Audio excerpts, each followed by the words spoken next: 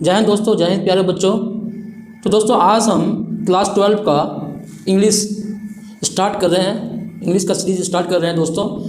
तो आशा ही नहीं पूर्ण विश्वास है कि आप लोग इस वीडियो को काफ़ी आप हेल्प करेंगे, काफ़ी आशीर्वाद देंगे दोस्तों। तो प्यारे बच्चों, तो आप स्टार्ट करते हैं पहला chapter, the Indian civilization and culture. ये दोस्तों महात्मा गांधी के द्वारा रिटन किया गया है ना। इसके जो ऑथर हैं महात्मा गांधी हैं, जिन्होंने इस टॉपिक को लिखा, इंडियन सिविलाइजेशन एंड कल्चर। दोस्तों इंडियन मीन्स क्या होता है? भारतीय होता है। सिविलाइजेशन मीन्स क्या होता है? सभ्यता होता है। एंड कल्चर मीन्स हमारी संस्कृति से बिलोंग करता है ना। कल्चर संस्कृति होता है। तो आइए शुरू करते हैं। Mohandas Karamchand Gandhi 1869 and 1948 popularly known as Bapu और the father of the nation was more a spiritual leader than a politician. कहते हैं दोस्तों मोहनदास करमचंद गांधी, जिसको शॉर्ट में हम लोग महात्मा गांधी भी कहते हैं, जिनका जन्म 1869 और उसकी मृत्यु 1948 में हुई है ना। कहते हैं पॉपुलरली नोन एज बापू है ना, पॉपुलरली नोन एज बापू और the father of the nation. ये महात्मा गांधी जो हैं, जो father of the nation, father of the nation मतलब राष्ट्रपिता के तौर पे है ना, ये जाने जाते हैं, या बापू और या राष्ट्र के पिता के रूप में ये जाने जाते हैं, मुख्य रूप से जाने जाते हैं है ना। Was more a spiritual leader than a politician. वो जो थे वो किस रूप में जाने जाते हैं? बापू और राष्ट्रपिता के रूप में जाने जाते हैं। और was more a spiritual leader than a politician. एक राजनेता से ज़्यादा वो धार्मिक नेता थे। क्या थे वो? Was more a spiritual leader than a politician. एक राजनेता से बढ़कर वो एक धार्मिक नेता के रूप में वो हमारे देश में जाने जाते हैं। He successfully used truth and non violence as the chief weapons against the British rule in India and help India gain independence. कहते हैं दोस्तों उन्होंने यानी महात्मा गांधी ने भारत को आज़ादी दिलाने में ब्रिटिश रूल के खिलाफ, ब्रिटिश शासन के खिलाफ उन्होंने सत्य और अहिंसा को मुख्य हथियार के तौर पर सफलतापूर्वक उन्होंने प्रयोग किया है ना। He successfully used truth and non violence, सत्य और अहिंसा एज द चीफ वेपन, मुख्य हथियार के तौर पर, अगेंस्ट के विरुद्ध, द ब्रिटिश रूल है ना, ब्रिटिश शासन है ना के खिलाफ, इन इंडिया एंड हेल्प, भारत में उन्होंने ब्रिटिश शासन के खिलाफ मुख्य रूप से सत्य और अहिंसा को हथियार के रूप में सफलतापूर्वक प्रयोग किया। And help India gain independence, और भारत को आज़ादी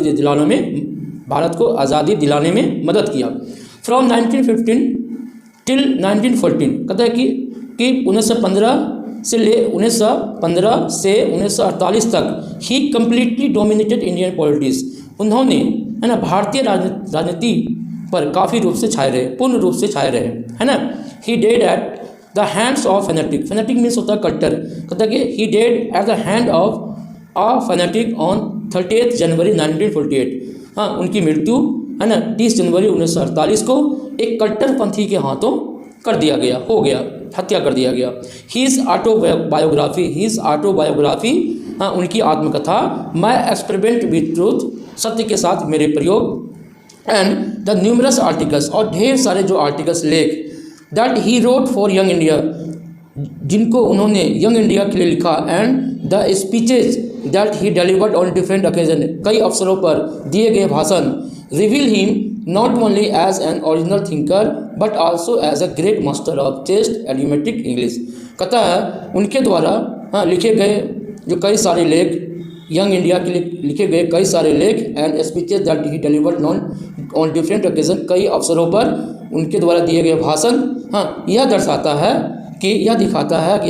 है कि वे सिर्फ एक थिंकर ही नहीं थे but also great master of taste, लेकिन एक महान शुद्ध इडियोमेटिक इंग्लिश यानी अंग्रेजी मुहावरेदार के वो है ना लेखक थे। ठीक है ना।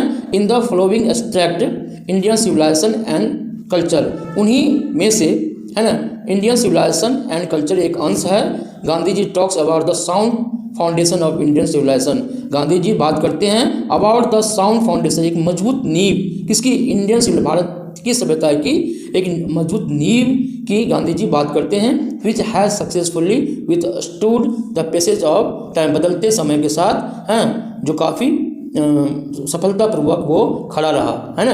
भारतीय सभ्यता के बारे में, भारतीय सभ्यता की नींव के बारे में, एक मजबूत नींव के बारे में गांधी जी बात करते हैं। किसमें? इंडियन सिविलाइजेशन एंड कल्चर, एक एक्सट्रैक्ट है, एक अंश है जो उन्होंने ये सब लेख वगैरह जो एक्सपेरिमेंट वगैरह लिखा है ना, जो भाषण दिया, उन्हीं का एक एक्सट्रैक्ट है, अंश है जो इंडियन सिविलाइजेशन एंड कल्चर है। और उनमें गांधी जी बताते हैं क्या, sound foundation of Indian civilization, भारतीय सभ्यता की मजबूत नींव के बारे में गांधी जी बात करते हैं। Gandhi ji talks about the sound foundation of Indian civilisation which had successfully withstood the passage of time, जो बदलते समय के साथ मजबूती से सफलतापूर्वक खड़ा रहा। The western civilisation which has the tendency to privilege materiality can not match the Indian civilisation, western civilisation, पश्चिमी सभ्यता जो क्या था, जो has the tendency to privilege materiality, भौतिकता को काफ़ी वो सुविधा प्रदान करते थे, उसको उसकी ओर झुकाव था उनका, जो जिसका can not match the Indian civilization, जिसका भारतीय सभ्यता के साथ कोई मैच नहीं हुआ।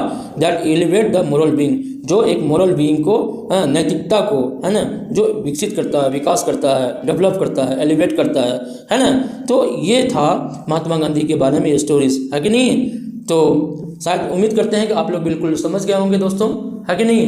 तो दोस्तों इस चीज़ को आप बिल्कुल ध्यान से आप पढ़ लेंगे, है ना, बिल्कुल थ्रोली पढ़ने की कोशिश करेंगे, और लाइन बाय लाइन मैंने बताया आप लोगों को उसका हिंदी करके, ठीक है ना। चलो अब बात करते हैं Indian civilization and culture, Indian civilization and culture की बात करते हैं। तो इसमें क्या है, तो दोस्तों आइए चलते हैं दोस्तों, इंडियन सिविलाइजेशन एंड कल्चर, है ना।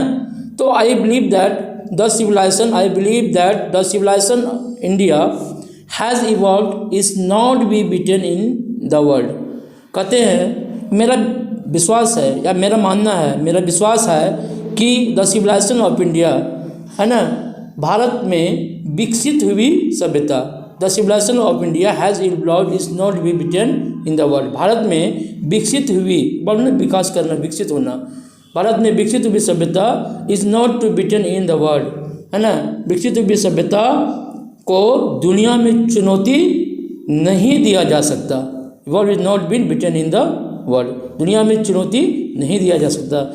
Nothing can be equal the seeds sown by our ancestor. Ancestor means क्या होता है दोस्तों, एंसेस्टर मीन्स होता है पूर्वज। हमारे जो पूर्वज होते हैं उनको क्या बोलते हैं, एंसेस्टर बोलते थे। हमारे पूर्वजों द्वारा बोए गए बीज के समान, के बराबर कुछ भी नहीं हो सकता, है ना। हमारे पूर्वज ने जो बीज बो के गया, जो संस्कृति, जो सभ्यता, जो कल्चर का बीज बो के गया, उनके बराबर, उनका बराबरी दुनिया में कोई देश नहीं कर सकता। रोम बर्बाद हो गया, ग्रीस शेयर्ड द, रोम बर्बाद हो गया, ग्रीस शेयर्ड सेम फैट। पता है, रोम तो बर्बाद हो गया, might Greece same fate, Greece के साथ भी, ग्रीस का भी वही हाल हुआ, है ना। Rome and Greece share same fate, और ग्रीस का भी वही हाल हुआ।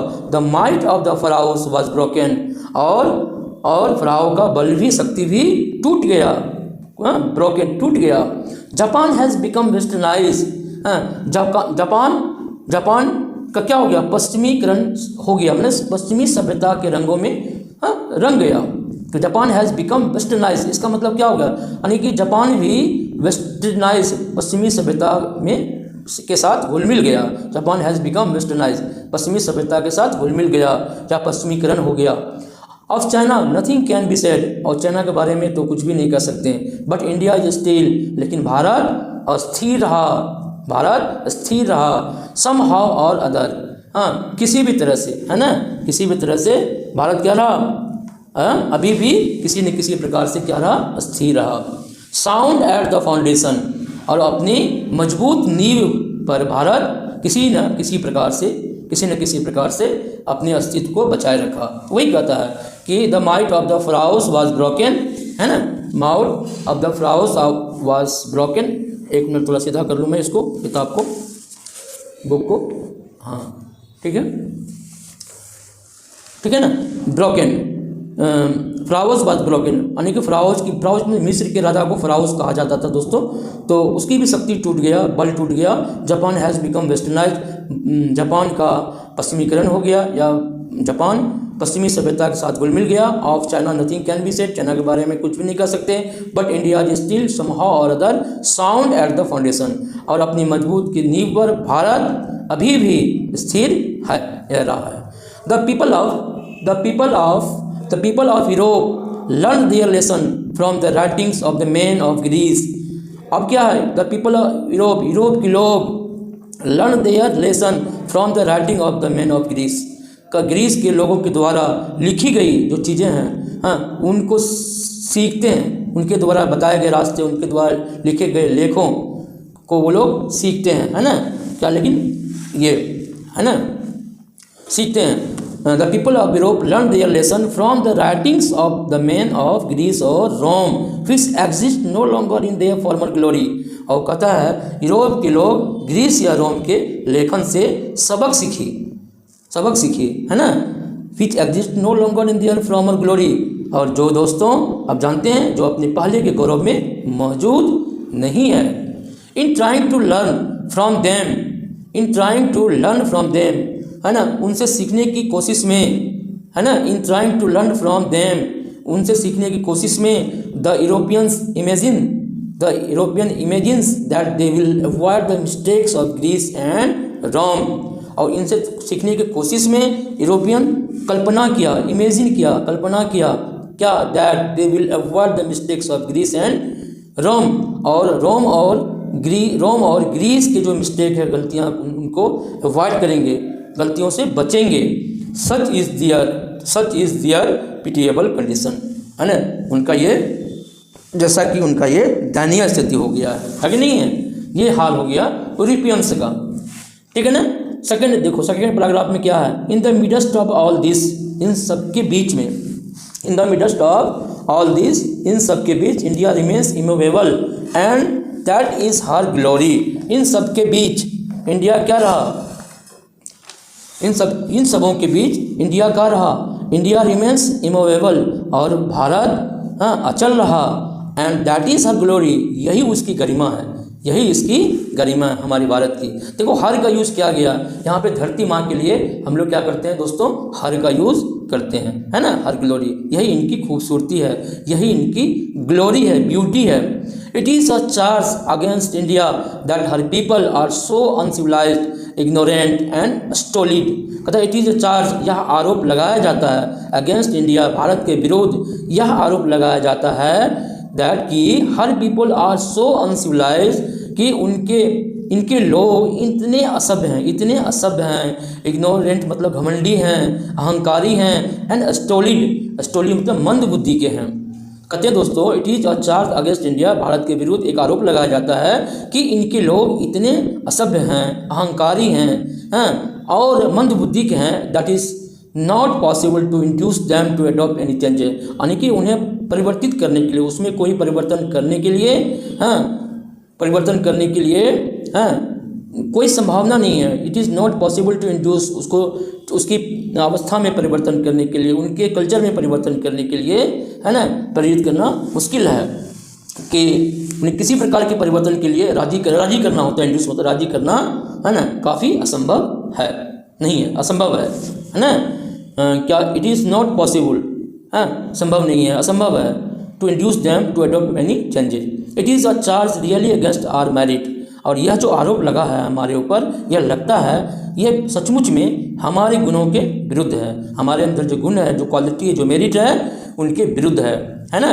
What we have tested and found true on the anvil of experience, है ना, व्हाट वी हैव टेस्टेड, जो विरुद्ध, जो हमारे जो मेरिट है, जिस पर हमको चार्ज लगाया गया है ना, वो वास्तव में यह हमारे गुणों के विरुद्ध है। तो what we have tested and found true on the anvil of experience we dare not change, कहते जिसे हम अनुभव की निहाई पर परखा और सही पाया, हमें बदलने की साहस नहीं है ना, we dare not change. What we have, जो आरोप लगाए जाते हैं हमारे गुणों के विरुद्ध, इस गुण को मैंने अनुभव की निहाई पर, है ना, पर परखा और सही पाया, है ना, tested and found true, tested and found true on anvil, अनुभवों के निहाई पर। निहाई मतलब होता है दोस्तों, आपने देखा होगा लोहार के यहाँ, ब्लैक स्मिथ के यहाँ, that is the some particle वहाँ पे होता है जिसको गर्म करके, लोहा जब गर्म करते हैं उस पर रख के जो पीटता है ना, और वो सांचा होता है, तो वही चीज़ है anvil of experience we dare not change, जो जिसको बदलने में हमें साहस नहीं है। Many thrust their advice upon India, कई लोगों ने, कई सारों ने हाँ अपना एडवाइस दिया, अपनी सलाह इंडिया पर थोपने की कोशिश किया। एंड सी रिमेन्स स्टडी, हाँ लेकिन इसका कोई प्रभाव नहीं पड़ा और हम अटल रहे। And she remains steady, this is her beauty, और यही इसकी सुंदरता है। It is the sheet anchor of our hope, और यही हमारी खूबसूरती है, यही हमारी आशा की रक्षक है। सीट एंकर मीन्स क्या होता है दोस्तों, रक्षक होता है, ढाल होता है ना, जो हमें बचाए रहता है। आपने देखा होगा अर्थ के चारों जो ओर जो है अराउंड जो क्या है, एक इन्वायरमेंट का लेयर है जो एक ढाल की तरह, सीट एंकर की तरह काम करता है दोस्तों, जो हमें सन से आई हुई जो पराबैंगनी अल्ट्रावायलेट रेज होती है दोस्तों, उसको बचाती है हमारी अर्थ को, है ना। जो भी अल्ट्रावायलेट रेज आती है, ओजोन लेयर वगैरह बहुत सारे लेयर हैं जो और धरती तक नहीं पहुंचने देने की वो बचाती है, एक ढाल की तरह काम करती है। उसी तरह से ये sheet anchor of our hope हमारी आशा की एक ढाल है। ठीक है दोस्तों, शायद समझ गए होंगे। पैराग्राफ 3 देखते हैं। Civilization is that mode of conduct, civilization is that mode of conduct which points out to man the path of duty, है ना। कहता है civilization is the mode of conduct, civilization क्या, सभ्यता जो है ना, एक क्या है, that mode of conduct which point out to man the path of duty. Civilization क्या है, एक मोड ऑफ कंडक्ट होता है, आचरण और व्यवहार, है ना, मोड ऑफ कंडक्ट, है ना, जो व्यवहार हमारा जो आचरण है, आचरण के जो हमारे नियम है, which points out to man the path of duty, जो आदमी को, मनुष्य को, है ना, एक कर्तव्य का राह दिखाता है। हमारा जो सिविलाइजेशन है और उसका जो मोड ऑफ कंडक्ट है, आचरण करने के व्यवहार है ना, आचरण करने का व्यवहार है, जो सिखाता है point out to man the path of duty, हाँ मनुष्य को उनके कर्तव्य की राह को दिखाता है। Performance of duty and observance of morality are convertible terms. कहते हैं परफॉर्मेंस ऑफ ड्यूटी, कर्तव्य निर्वहन, है ना, क्या कहते हैं, कर्तव्य निर्वहन या कर्तव्य पालन बोल सकते हैं। परफॉर्मेंस ऑफ ड्यूटी कर्तव्य पालन, एंड ऑब्जर्वेशन ऑफ मॉरलिटी, और कर्तव्य पथ, है ना, ऑब्जर्वेशन ऑफ मॉरलिटी, नैतिकता का निर्वहन, है ना, नैतिकता का पालन, ऑब्जर्वेशन ऑफ मॉरलिटी, नैतिकता का पालन बोल सकते हैं। तो कर्तव्य ऑफ परफॉर्मेंस ऑफ ड्यूटी, है ना, कर्तव्य पालन, एंड ऑब्जर्वेशन ऑफ मॉरलिटी, नैतिकता का पालन, आर कन्वर्टिबल टर्म्स, और ये क्या है, परिवर्तनीय योग है। ये परिवर्तन हो सकता है, इसको आप परिवर्तन कर सकते हैं, चेंज कर सकते हैं। To observe morality is to attain mastery over our minds and our passion. कहते हैं दोस्तों, to observe morality is to attain mastery, नैतिकता अनुपालन, नैतिकता का अनुपालन, है ना। टू ऑब्जर्व मॉरलिटी, मॉरलिटी नैतिकता का अनुपालन, ऑब्जर्व मॉरलिटी, नैतिकता का अनुपालन इज टू अटेन मास्टरी, है ना। मास्टरी मतलब होता है mastery over minds and our passion, हमारे दिमाग में अपने जुनून पर काबू पाना होता है। हमारे दिमाग में का जो जुनून होता है, हमारे दिमाग में जो जुनून उत्पन्न होता है, उसको क्या करना है, काबू पाना ही क्या होता है, सचमुच में ये नैतिकता का अनुपालन कहलाता है।